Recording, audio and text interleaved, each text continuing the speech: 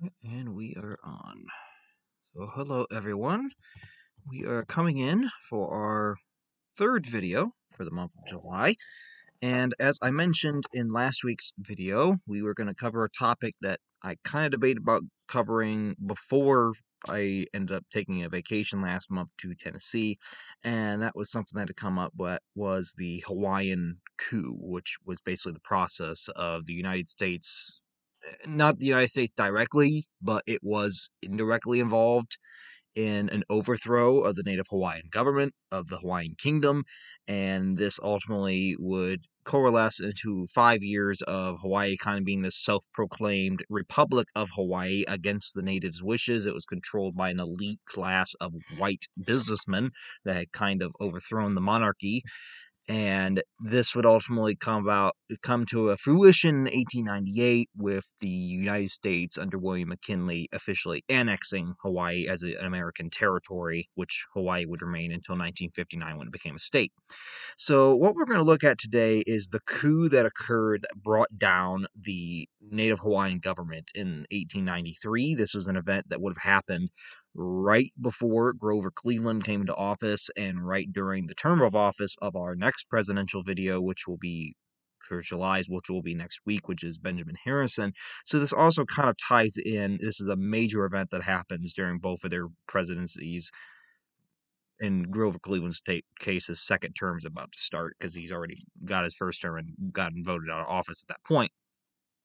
But this is something that's going to relate to those two videos, and it's also something that I think is worth taking a broader look at, because most people, when you look at how the United States acquired Alaska and Hawaii, Alaska was pretty straight off. Alaska was a purchase. It was a legal purchase from Russia of this vast territory up north that Russia was putting up for sale. The United States bought it. Said and done. For years, people actually didn't want to move to Alaska because they thought there wasn't anything valuable up there. There wasn't anything good up there. It was just a wasteland. That was until they started finding out had massive gold reserves. Then their minds changed a bit. But they didn't know that right off the bat. In Hawaii's case, Hawaii had been known about for quite some time. The United States even had diplomatic relations with the Hawaiian kingdom, and it's kind of sad in regards that, unlike Alaska, which kind of came in relatively peacefully, Hawaii was kind of forced. Hawaii, unfortunately, was very much forced into the United States. And that also, I think, sheds some light on, you have Native Hawaiians today who are very much, they want they want reparations from the American government. They want, I believe in 1993, President Bill Clinton had apologized to the Native Hawaiians, but they want a much broader and more official apology from the government as a whole, not just the president. And some, you even got some of them who advocate that Hawaii should not be part of the United States, that it should be its own country, so because it was never willfully joining the United States. It was joined by a bunch of white aristocratic planters who had kind of taken over the government. And this kind of sheds light on where those arguments kind of come from. And when you come away and you look at all what happened, it does make you question a bit, why do we oppose the Native Hawaiians on this so much? Because in some ways they do have a right to kind of, decide whether or not they do want to remain here simply because of the way they were brought in. It isn't like other states where they're just mad over the political issues and they just, oh, I'm going to leave. Well, you can't just leave because you were admitted or created out of American territory. But with Hawaii, it wasn't even willful. That, I think, is what draws the contrast here. Texas could claim that a little bit, but Texas also you can also throw the argument back to Texas. You begged us for over 15 years to be admitted to this country, and that was a non-binding agreement. In Hawaii, the agreement was kind of done illegally. So had it been done normally, yes, I'd say the same thing to Hawaii. But in the case of Texas and comparing that to Hawaii's case, two different scenarios with how those two got annexed and how they got incorporated. Texas was very much a willful one. Texas had wanted to join the United States for some time. Hawaii did not. So what we're going to look at is the Hawaiian Coup of 1893. So we'll go a little bit of the history of the Hawaiian Islands here and their history with the United States and their relations with it. So the native Hawaiians have actually inhabited the Hawaiian Islands for quite some time. If you know your actual world history, you know that the native Hawaiians are descended from the Polynesians, who would spread across the entire Pacific Ocean and its multiple islands. These are the same people that would be coming from, all right, around New Zealand. These are the same people that would also come to Easter Island off South America. These are the same people that would go out and spread to like Micronesia and all those small little Pacific countries. That would be their domain. And the Polynesians were great travelers. They knew how to get around the Pacific Ocean for their time. Mind you, this is around, I want to say 800, 900 AD. That's quite amazing that they were able to get as far as they did. But the native Hawaiians are descended from those Polynesians who landed there over 1,000 years ago. They've been there for some time. And they were largely cut off from the mainstream world and contact with Western civilizations until 1778, when the British explorer James Cook and his crew were the first Europeans to actually land in what is now Hawaii. At the time, the islands were ruled by several chiefs and were not united. They had several chiefs on each of the Hawaiian islands. In case anyone does not know that, Hawaii, we say the state of Hawaii, but Hawaii is made up of multiple islands. You have Oahu and the big island of Hawaii being the two largest ones and the most famous in many people's minds, but you also have smaller ones like Kauai, and there's some other small ones as well that I just can't think of the top of my head. But at the time, when Cook arrives in 1778, the Hawaiian Islands are not united. They're not a kingdom. They are several different small islands that each island almost has its own chief. And some islands, like the Big Island, probably had multiple chiefs presiding over different swaths of tribal territory that they would have had. Now, they did have, in 1810, this is when Hawaii is going to start changing, because Hawaii in 1810 is going to experience a unification of sorts, something that would bring the islands together under one ruler. And in 1810, King Kamehameha, I'm going to see if I can pronounce this right. I'm going to look it up real quick because I want to make sure I am pronouncing this right. I had it right one time.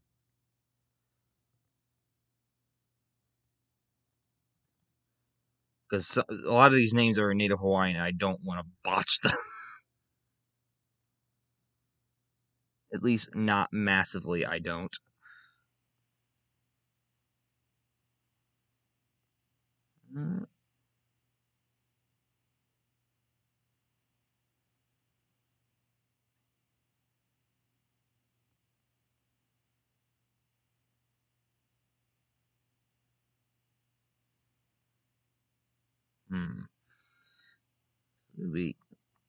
Some of these names are just like absolutely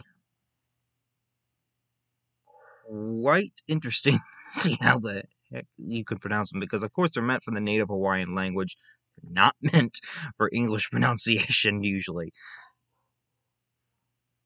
On Earth?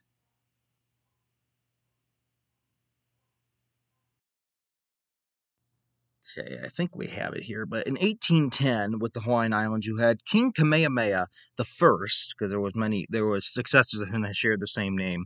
But in 1810, King Kamehameha I successfully united the 8 main Hawaiian islands into the now Kingdom of Hawaii. And Kamehameha was able to accomplish this partly because he had help from white traders who gave them firearms compared to the other tribes.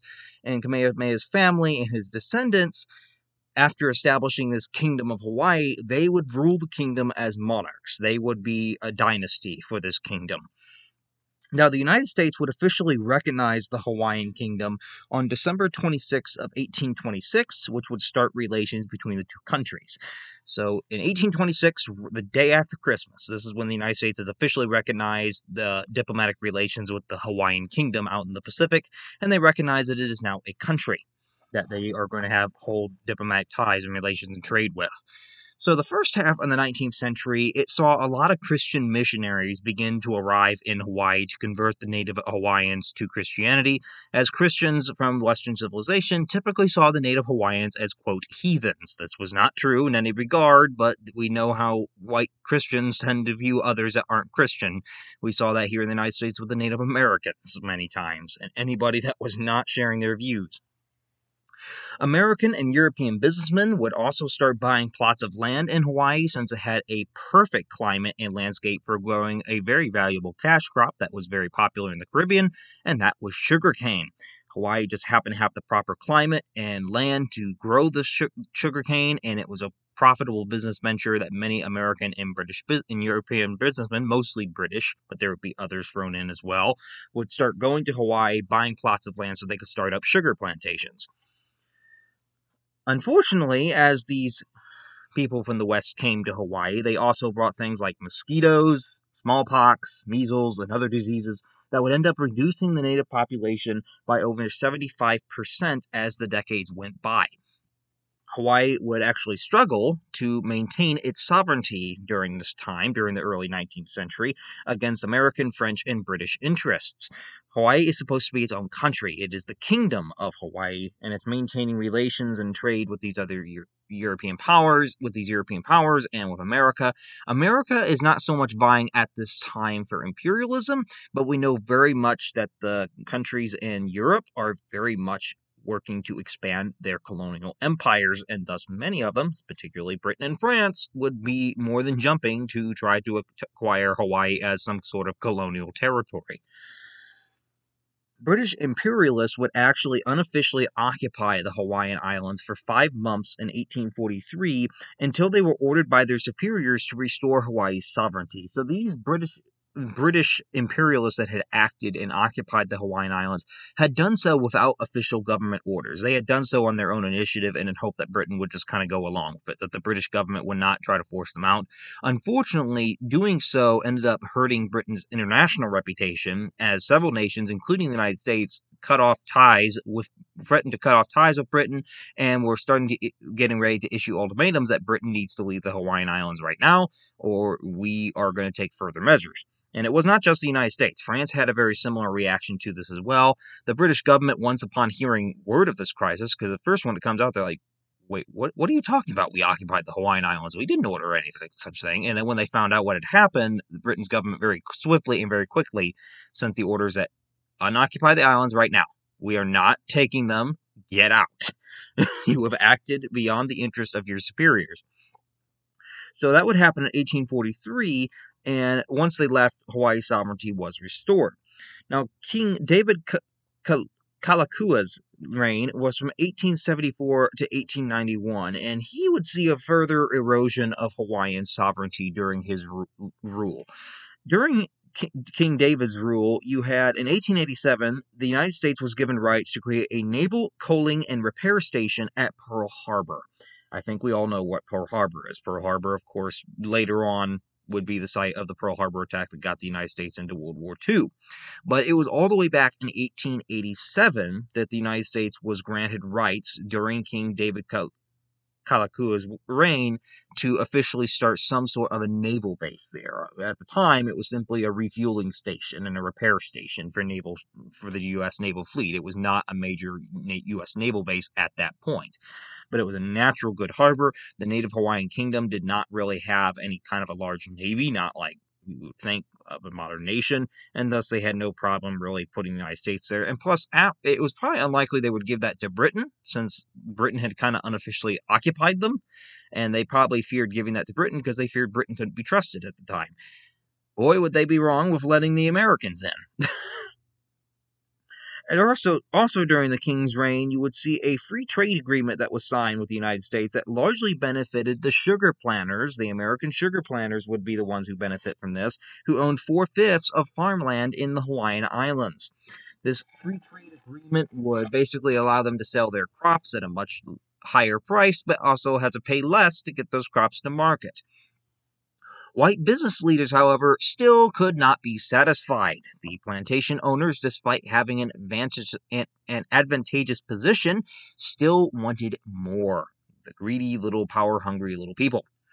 And in 1887, they would actually force the king to agree to what is called the Bayonet Constitution, which, under the threat of force, they threatened to rebel if he did not sign it. And what this Bayonet Constitution would do, it would reduce the Hawaiian monarch to a mere figurehead.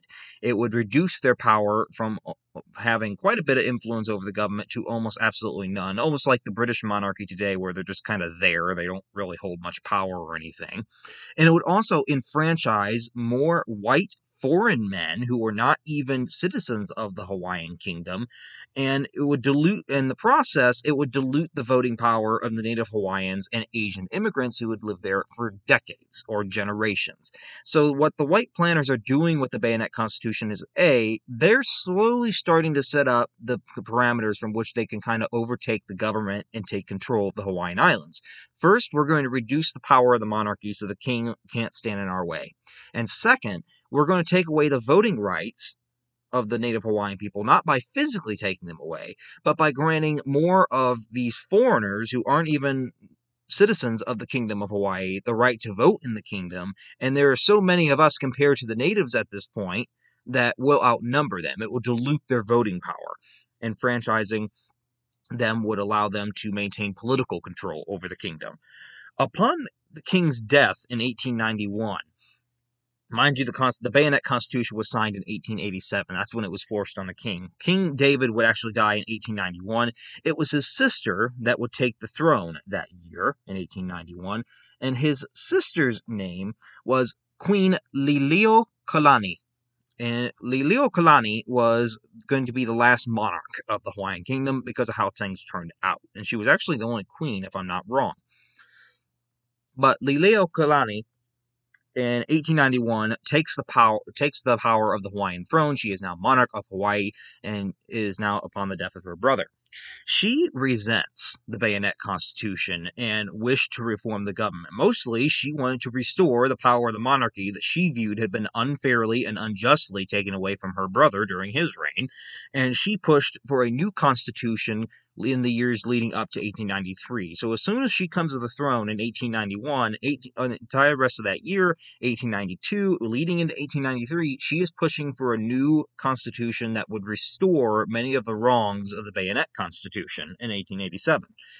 So in the 1883 Constitution that Queen Lili'uokalani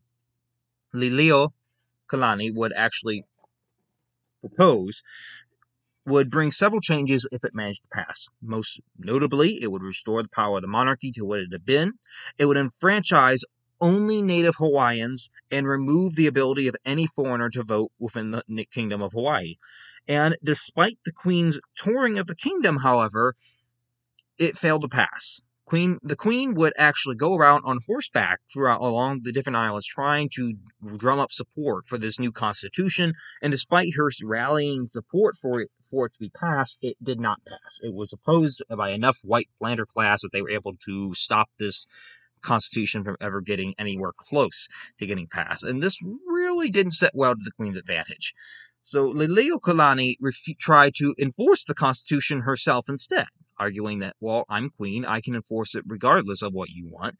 But she backed down from this because she was persuaded by her cabinet against pursuing it, mostly because the cabinet rightfully feared what was going to happen if she continued to pursue this aim.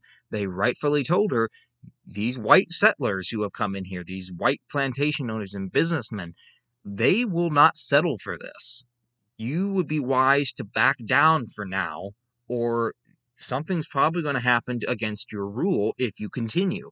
Unfortunately, just because the Queen had already shown an indication that she was going to continue to pursue this, and even though she had temporarily given up, there was every inclination to the white plantation owners and the white businessmen in Hawaii that she was going to be an opponent politically, and that was not going to stop anytime soon. So they come up with the idea, we need to get rid of her, we need to overthrow her in some way. And this would occur about January of 1893. They would, angered by the Queen's attempt to take away their influence, a group of 13 men who were of American, British, and one German, there was one guy who was of German descent, plotted to depose her rule over the Hawaiian Islands. They would meet in Honolulu at a law office in order to conspire against overthrowing Queen Lili'uokalani. When the Queen received word of the plot, her marshal asked the cabinet to issue an arrest warrant for the men, but the cabinet refused to do so, again trying to persuade the Queen against doing so because they rightfully feared what was going to happen if she pursued action against them. Although even at this point, I would argue they were a little bit in the wrong, because at this point you very obviously have word that there is a coup plot against you. you are within every bit of rounds of your power and every bit of justified in going after that and arresting them as a threat to the government. At that point, when you know that there's a legitimate threat against the government and a coup attempt that's brewing, it's not really unwarranted to issue a arrest warrant for them and have them arrested. So what would happen instead was the Queen and her ministers would release a statement proclaiming that, quote, any changes desired in the fundamental law of the land will be sought only by methods provided in the Constitution itself, end quote. So when they issue this statement after the cabinet will refuse to even give the arrest warrants out for these men, and basically as a way of proclaiming to the Kingdom of Hawaii that there are some of you who we know are plotting against us. Have you know that this will not change the government? A coup will not democratically change the government. Only the people, only the ways in which the Constitution says the government can be changed. Through voting and through other direct procedures can it be changed.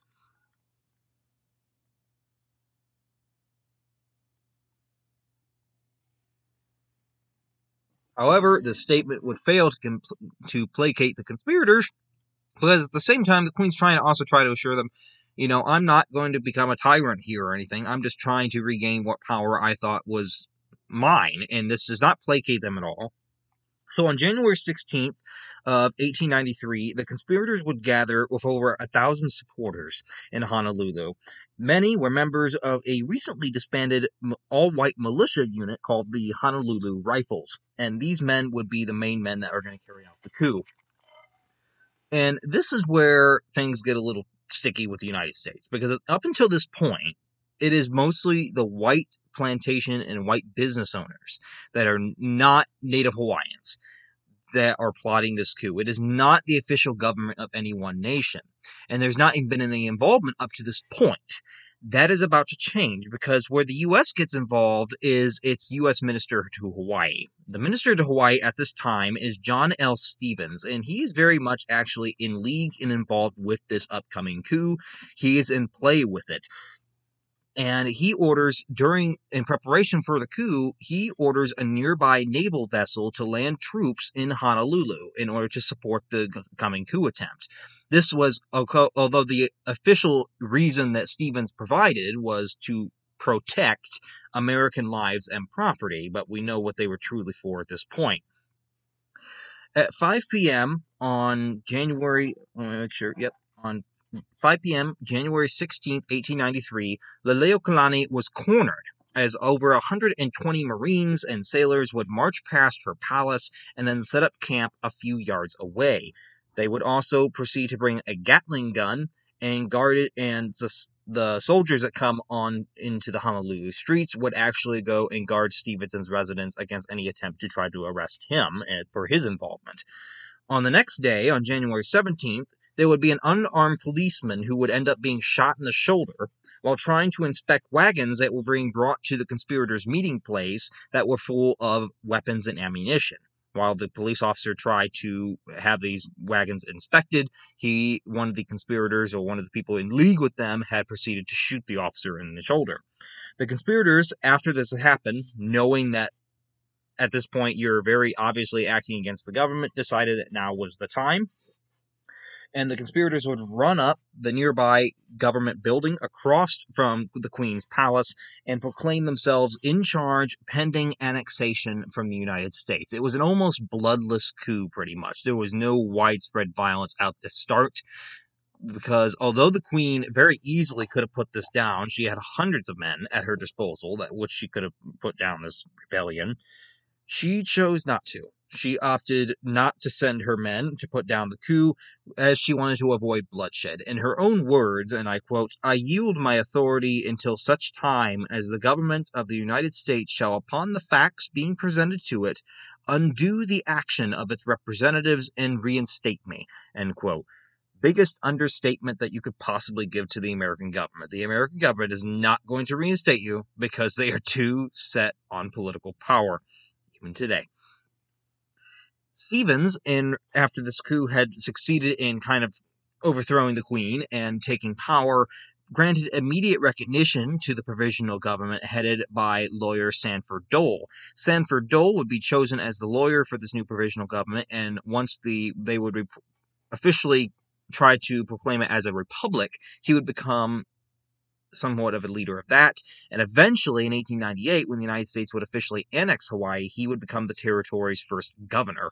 And Sanford Dole is the cousin of he's cousins with the member of the Dole family who would go on to found the Dole Pineapple Fruit Company. So there's a tie there with the Dole name, yes. U.S. troops would actually pile sandbags around the government building after the coup, fearing that a counterattack was imminent from the Queen, not really fully trusting that the Queen was just going to fully stand down, even though that's what she had done largely up to that point. In the process, they would also go across the street, loot the palace, stripping it of decorations, and even stealing a native Hawaiian crown that had been with the family for centuries. Stevens, after the coup had taken place, wrote to the Secretary of State in favor of annexing the Hawaiian Islands. In his letter, he had put that, quote, "The Hawaiian pear is now fully ripe, and this is the golden hour for the United States to pluck it." End quote.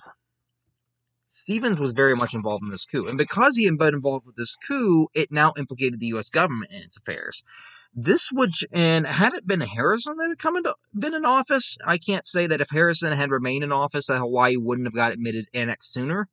But Harrison was unfortunately on his way out in January of 1893. He had been voted out in the 1892 presidential election, and Grover Cleveland is coming back in. And Grover Cleveland kind of acts as a roadblock to these white planters and businessman in Hawaii, because he is very much an anti-imperialist. He's not for annexing territory for colonial measures. And he takes office in March of that year, and Cleveland withdrew from the annexation treaty that Stevens had crafted, and even dismissed Stevens from his post, said, "You were directly involved in this. You have now implicated the U.S. government. You're out. Get out of your job." He appointed instead a special commissioner to examine the matter, to see what is the truth behind all this. Is annexation truly the wish of the Hawaiian people, or is this the wish of a select few that are simply trying to mask it as the need of many? And the special commissioner's report and investigation would determine that Queen Lili'uokalani had been illegally overthrown in the January 1893 coup, and that most native Hawaiians had actually opposed the coup. They did not support being annexed by the United States. They wanted their own country. They wanted to maintain their sovereignty. Cleveland rightfully agreed with the native Hawaiians and the Queen, and he urged for the monarchy to be restored into Hawaii, come to her side. Unfortunately, Cleveland's drawback was that he was not willing to use force to force it. He was not going to send in the military to forcefully reinstate the Queen. And because he didn't do that, that also created some of the issues. The provisional government would flat out refuse Cleveland's request, flat out deny what he was demanding that they do, and instead, it kind of as a in-your-face move that we're not going anywhere. In July of 1894, a year later, they proclaimed the established Republic of Hawaii that was still going to request U.S. annexation at some point, but since you are not going to really come to our side at first, we're just going to officially change this from a provisional government to a functional government so that we can rule ourselves and handle ourselves until the time comes that you're finally ready to let us in. Cleveland was unwilling to use the military, as we discussed, and because of that, since he was unwilling to use the military to restore the Hawaiian kingdom to power, it would lead to a counter-revolution by Lili'uokalani's supporters in January of 1895. So eventually, the feared counter-revolution that the U.S. Marine troops had initially feared was going to happen did eventually come to pass in January of 1895. Unfortunately, it was quite bloody, and it ended up in failures. There were several killed and over 350 arrested. The Queen was actually officially forced at this point. Up to that point, they had just kind of let her relinquish her power, but had not forced her to officially abdicate. And after this counter-revolution in 1895, the Republic of Hawaii's leaders kind of decide, okay, the Queen is very much working against us at this point. It would be wise to officially make her step down from her duties officially. And they forced the Queen to officially abdicate the throne and then imprisoned her for 8 months in her palace. And despite the Queen's attempts to garner support in the United States for the annexation of the Hawaii to be opposed and for it to restore the native Hawaiian kingdom, this ultimately did not come to pass. Now, Cleveland had opposed it, as we said, but since he was unwilling to use force, it was never going to happen that they were going to restore the native Hawaiian monarchy. Cleveland leaves office in 1897, and his successor, William McKinley, comes in. And William McKinley is very much, at first, not an imperialist, but the Spanish-American War a year later in 1898 kind of changes his mind, and it is during that conflict that McKinley would officially sign the bill that would officially annex Hawaii that year in 1898 as a U.S. territory, and Hawaii would pretty much be on the path to U.S. statehood at that point. And that the Queen, I don't think she passed away until 1917, I want to say, but she advocated till her dying day that she had been unjustly overthrown, that the native kingdom of Hawaii had been overthrown illegally, that it was still a legal government, that it had simply been forced out illegally, and that it was still in every right to be ruling the Hawaiian Islands, and the United States had no right to be ruling it as they did. And that was something she maintained till a dying day. But again, as I mentioned at the beginning of the video, the official apology of any part from the government didn't come until 100 years later, in 1993, when President Bill Clinton officially issued some sort of an apology to the native Hawaiians. Not issuing that they would get anything in return for that apology, but just stating that we were in the wrong to take over the government, which I still don't feel is enough given what they went through. But here we do have a couple of the images here that we can provide. I mean, this is not the longest topic video. I mean, we're talking about a coup that was relatively bloodless, and those are usually better, but at the same time, they don't take as long to cover because since there's not a bunch of conflict and violence that comes up with it physically, you don't have to go out into the nitty-gritty with that part. But in terms of the Hawaiian coup, it's still quite an important coup because it brings in Hawaii to the United States in a way that it probably should not have been brought in, if at all. So I guess probably the first picture we'll show here is that of the Queen. This is Queen Lili'uokalani. This was her. I believe this might have been one of her coronation photos in 1891, but this was her. She was the last native Hawaiian monarch. She was the one that would be overthrown because she pursued adopting a constitution that would reform the wrongs of an earlier one that had been forced on the native Hawaiian kingdom, that would restore her power as the monarch and those of native Hawaiians. Here we have a picture of John L. Stevens. He is the U.S. minister to Hawaii that was in league with the coup attempt, and that ultimately would succeed. He was the one that ultimately issued that U.S. Marines land in Honolulu, that I'll send a naval ship there as well to support it and kind of be there, and they'll kind of stay place. And President Cleveland would later fire him over his role in that coup attempt. This was the ship that was sent by Stevens to Honolulu to deliver the troops. This was the USS Boston. It would come out of Pearl Harbor, most likely. I couldn't find out if it did directly, but I'm guessing that's probably where it came out of. And then here is a picture of American Marines in front of the embassy in Honolulu at the time of the coup.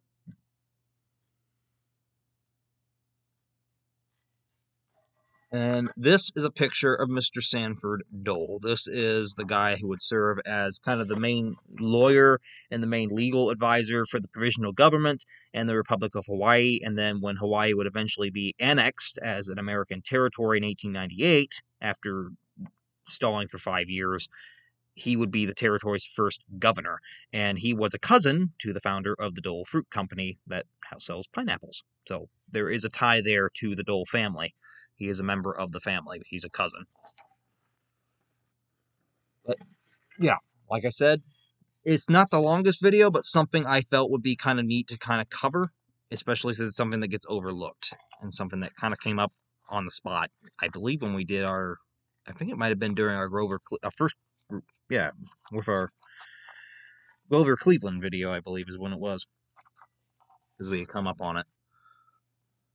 So that concludes for this video. So if anyone has any questions or any additional information that you'd like to add or anything like that, be sure to leave that in the comment sections, and I'll be more than happy to go through them and respond if needed, or add my 2 cents in if I think it needs added. But other than that, next week we will have our, I'm trying to think how, yes, next week we'll have our last video for this month, which will be our president video for the month, which will be Benjamin Harrison. It's the grandson of William Henry Harrison, except unlike his grandfather, he obviously got to complete a term. Because the last week of going in that first week of August, that combined week, again, I'm not going to be here because I'm going to be on another trip. So I won't be able to do one that week. So next week will be our last for July. And then we will be back the first full week of August is when we'll be back for the next video at that point. So that concludes for today's. So hopefully everyone has a good rest of their week.